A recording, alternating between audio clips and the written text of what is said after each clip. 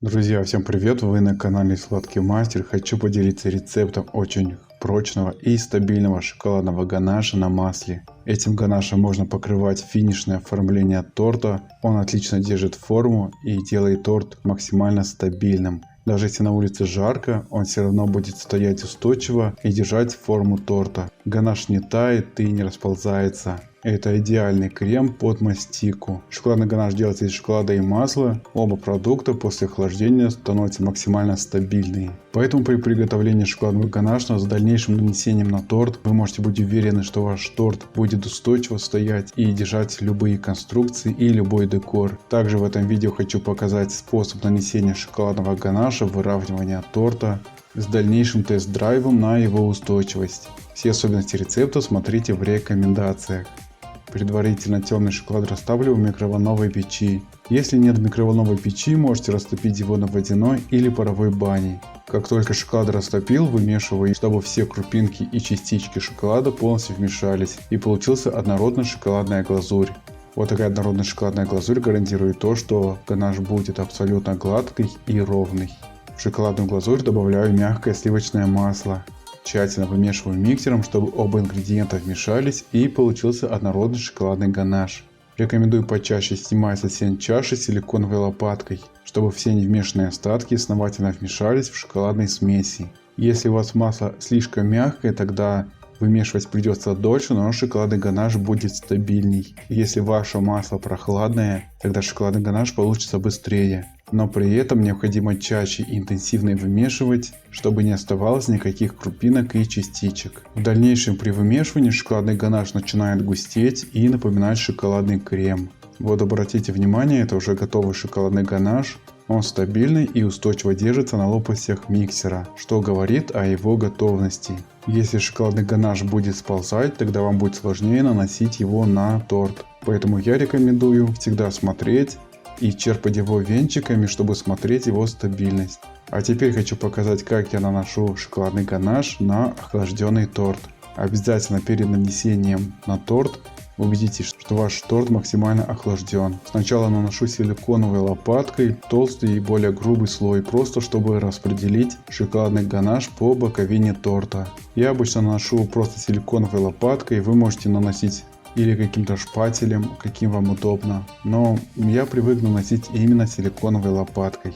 Также рекомендую, если у вас есть кондиционер, в это время включать кондиционер. Но опять же повторюсь, если ваш шоколадный ганаш изначально держит форму, он уже никуда не сползет. В дальнейшем он будет только еще больше густеть, потому что первоначальные продукты, сливочное масло и шоколад, они всегда, как только постоят, соединятся, они начинают плотнеть. При желании в шоколадный ганаш можно добавлять коньяк или ванильный экстракт. Там, где остались незаполненные места, я их заполняю при помощи лопатки, добавляю туда шоколадного ганаша. Я просто хочу показать классический способ приготовления, как я обычно наношу и выравниваю торт. И как только основную часть шоколадного ганаша нанес на боковину торта, я сразу начинаю его выравнивать плоским шпателем. Если у вас нет плоского шпателя, вы можете выравнивать его палеткой, либо ножом. Затем выкладываю шоколадный ганаш сверху торта. При этом стараюсь распределить его по торту, оттесняя шоколадный ганаш в виде бортика к краям торта.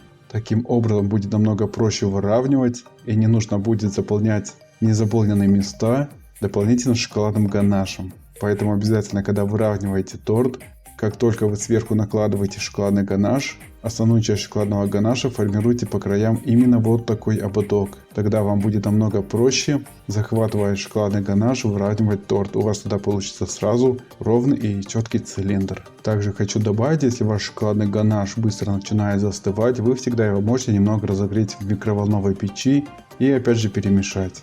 Друзья, хочу сказать спасибо всем, кто ставит лайки, пишет комментарии. Любая ваша активность продвигает канал в рейтинге, а меня мотивирует публиковать больше проверенных и стабильных рецептов, которые я всегда тестирую на своей кухне. Торчащий ободок я просто заправляю внутрь плоской лопаткой.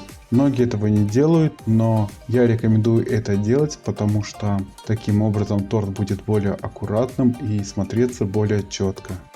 Ну вот окончательно выравниваю торт плоским шпателем и убираю его в холодильник для стабилизации минимум на 2-3 часа. Друзья, посмотрите, какой после холодильника стабильный шоколадный ганаш. Я могу вращать торт в разные стороны, при этом он четко держится, не прилипает к рукам. Это настолько устойчивый ганаш, что даже если будет жарко, он максимально будет держать форму и не таять. Это будет четкий панцирь, который не только держит форму, но и стабильно держит мастику, держит температуру за счет своей плотности. Потому что более устойчивого и плотного крема просто уже не придумаешь. Шоколадный ганаш очень удобен и тем, что его можно делать в виде заготовки, убрать в холодильник на длительный срок. И когда он понадобится, просто достать его, разогреть, вымесить и применять по назначению. Друзья, спасибо за подписку, лайки и комментарии.